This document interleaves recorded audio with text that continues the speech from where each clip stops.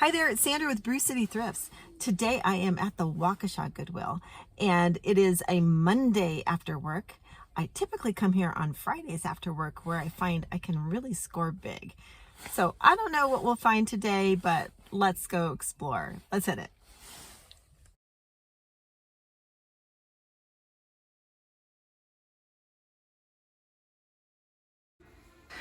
I like to start in an area of this Goodwill that has a lot of metal sculptures and wall hangings and just various metal and wood items. And I noticed today this wall hanging. It's not old, but I just really love that spray of flowers. It's almost like a dandelion. And I just thought that was so cheery and pretty, and I thought it was something I wanted to take with me. So that is the first pickup of the day. Right across from the metal and wood wall hanging area is the tchotchke aisle, and I saw this cute pair of bird guys over a barrel, and it was just kind of cute. I think it was resin.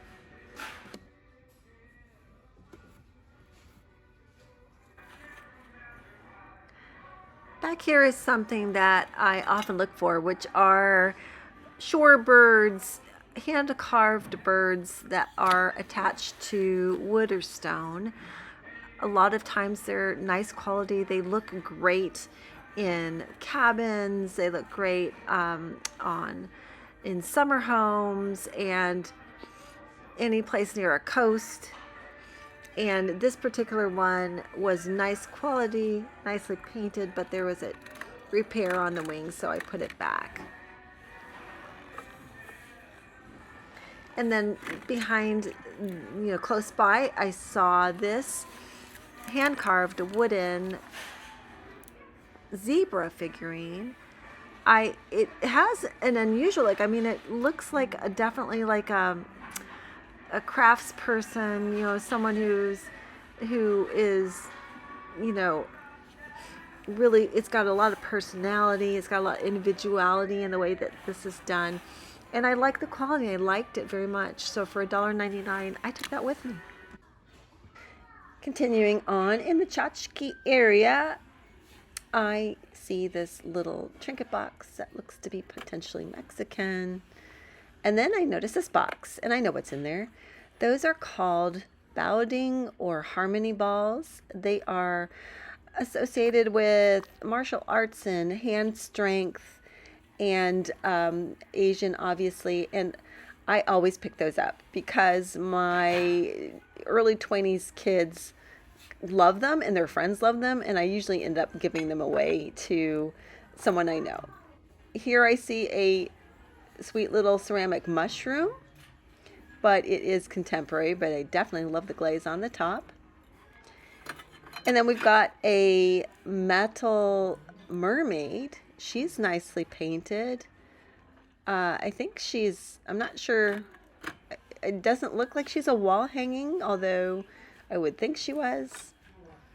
And then I see this interesting unpainted frog for some hobbyist to make beautiful and much more froggy looking. And I noticed this horse, and I knew it might be something collectible. It is nicely painted. I wasn't sure, like I was thinking it was Russian, but no, this is something that is called a Dala horse. It is Swedish, hand painted, and they are quite collectible. So that was a miss. This elephant that was right next to it was also charming. I thought about both of those for a minute, but I didn't linger, and yeah, I missed out. Here among the boxes, and I love boxes. Kind of a fan. I did notice this vintage brass box. It had a flip-up lid that was hinged, and it was kind of like the outer part. It was designed like maybe bamboo roped together, some sort of wooden item. and I really liked it. I kept it in my cart most of this trip. Only $2.99. It definitely had age. The one thing that caused me to put it back was that the lid was askew and it just really didn't fit, and I felt like that would be a detriment to me being able to make a sale, so I did eventually put it back. I was noticing in these videos how dry and scaly and gross my hands were looking, to be honest. And then I saw this hand on the Halloween shelf, and I was like, that's what my hands look like right now. It's winter in Wisconsin, and my hands get so dry and scaly and, you know, very... So I grabbed that, and I thought it was cool anyway, but I just happened to be twinning that day with that hand. Twins! In the candle area, there were a ton of candles and just lots and lots to choose from. You know, I love picking up candles most times when I go to Goodwill for myself and my friends. But this time I noticed this really beautiful turned wood candle holder, and it was just a beautiful piece. I'm not sure what kind of wood that is. I have to ask my son. I think tiger wood. Anyway, it was lovely, and I took that with me. Browsing among the vases, I noticed this lovely piece of blue, cobalt blue pottery, and that amazingly unique shape, and that is marked Bay, and it turns out to be a piece from Bay Potters in Virginia, and it could be used as a pen organizer. You could use it as a vase, and I just think it's lovely. So it's not vintage, but it's just a nice piece of pottery, and I put it in my cart.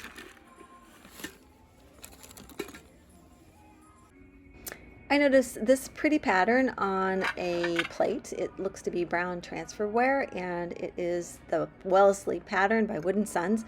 I think it is, it looks a lot older than it in fact is, but I do like that pattern. Then I noticed this plate, and of course when you see black and white checkerboard, your first thought is Mackenzie Childs. Of course it is not. You can tell the artwork itself is just a little bit more country style the Mackenzie Childs, but then I think it could be, yes it is, it is Mary Englebreit, a Sakura plate, but it's a little too faded to take with me.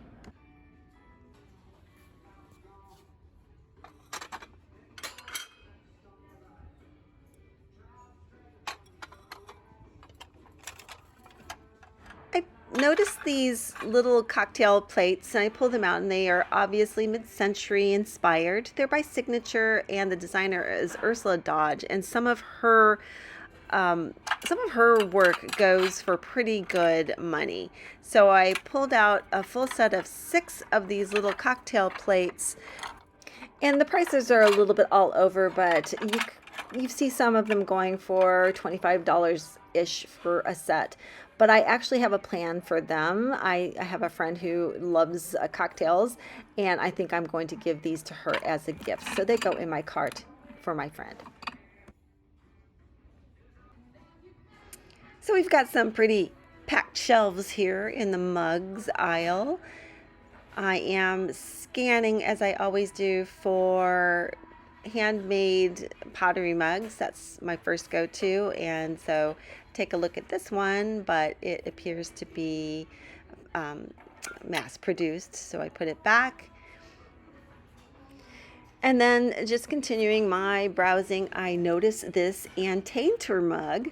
Anne Taintor is still in production. She is an artist that does a lot of very funny takes on mid-century advertising in her work.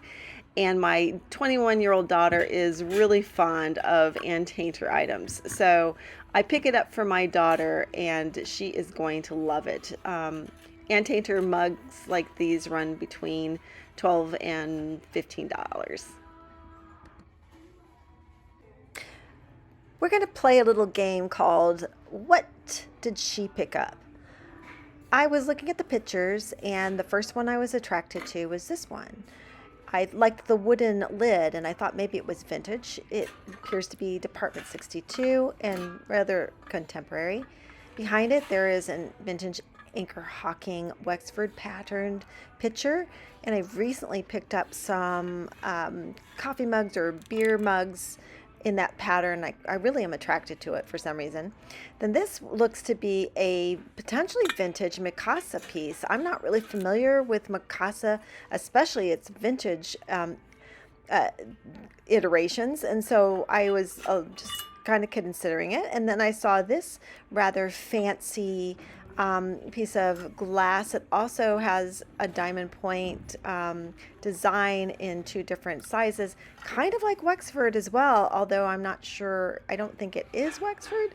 It's got the silver plated lid on it. So all of those caught my eye, and I was really considering which one to go with. I did look them up online, and I did end up going with one of them. Which one would you have gone with, number 1? And you'll find out later which one I took. Welcome to Canister Heaven. This is where all the good canisters go when they leave, when they pass away from someone's home. And I think they're beautiful. I took a look at, first of all, this in the lower right hand corner. Oh, sorry, fingers. I took a look at this set of Italian canisters with kind of a Christmas color scheme. Next to it is a Coca-Cola bear. This might have had some age. They were asking $14.99 for it. Then I really liked this set, which has painting that makes me think it might be Portuguese, and behind it are 2 matching pieces. If I were to take any of those, I would have taken that set. I like this little fun house. Up here is what may be a vintage apple canister, but there's a little chip on that one. And over here, oh, there's another one of the the Italian pieces. So pretty. I didn't take any though this time. This is in the area where they often put vintage or what might even be older pieces of china, the table sets, cream sugars, and salt and peppers. And so as I was scanning this area, I saw this, and oh goodness, that is so cute. This is the kind of kitsch that I find a bit irresistible. Catzilla. Yeah, are you kidding, with the little mouse on it? So cute, but oh, chipped. Darn it, that was really sad. That was really painful. I would have loved to be able to bring that home. That is just adorable.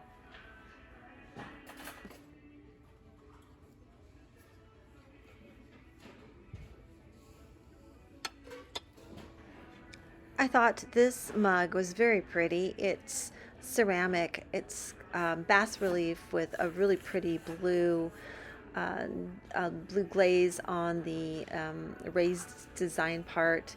It was intact, and I had it in my cart, and then before I left, it didn't make the cut, so I did put it back on the shelf. So here's what was in my cart, almost what I ended up getting. I did put a few more things back. So I have this like dandelion kind of metal wall art that I just think is really pretty. So I did take that. I took this set of 6 cocktail plates to be a gift for a friend of mine. I have the witch's hand, just like my own hands, winter witchy hands. I have this Bay Pottery organizer, drip-glaze organizer, this wooden votive holder, candle holder. I have this cup. It did go back on the shelf before I left. I thought I would take it, but then I put it back. A couple candles for myself. The Anne Taintor mug for my daughter.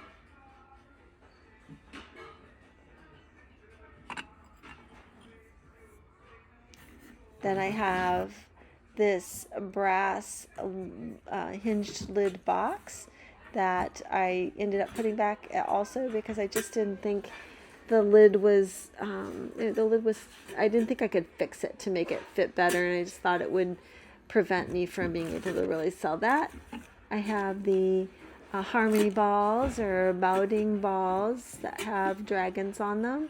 Also most likely to be given as a gift rather than sold. And they make a noise. They're just fun. They're super fun. Red dragons. Dragon and a phoenix, actually. And then I have this little hand-carved, hand-painted zebra, which I just think is I just think that's a really nice piece. So that's what I ended up and then I did take the Wexford picture.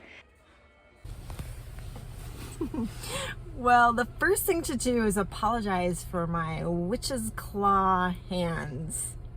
Don't look too close in the videos. My hands get really dry in the winter time, and I had obviously not put lotion on for a while, and my lotion was in my car, so when I noticed it when I was filming, there wasn't very little I could do about it in the moment. But it did sort of have a cosmic resonance, because then I found that Halloween claw and I felt a kinship. So anyway, found some nice things. I think I'm the happiest with that ceramic, handmade ceramic desk organizer. I think that's a really cool piece.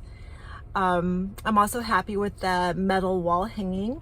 I will likely keep that. I have a place for it. But maybe I'll sell it too. I don't know. And finally, I got a few things as gifts, and I was kind of tickled to find the Anne Taintor piece, the Anne Taintor mug. I've picked those up over the years occasionally, and my daughter, who's 21, just loves them. She always takes them. So I think that's a gift maybe for, I don't know, next time I give her a gift. And that was fun. So as always, thanks for coming along. Like my video, comment please. I love the comments. Come back again and subscribe. There's a lot more thrifting to do in the Wisconsin area, and I would love to take you with me. So thrift on siblings, we will do this again.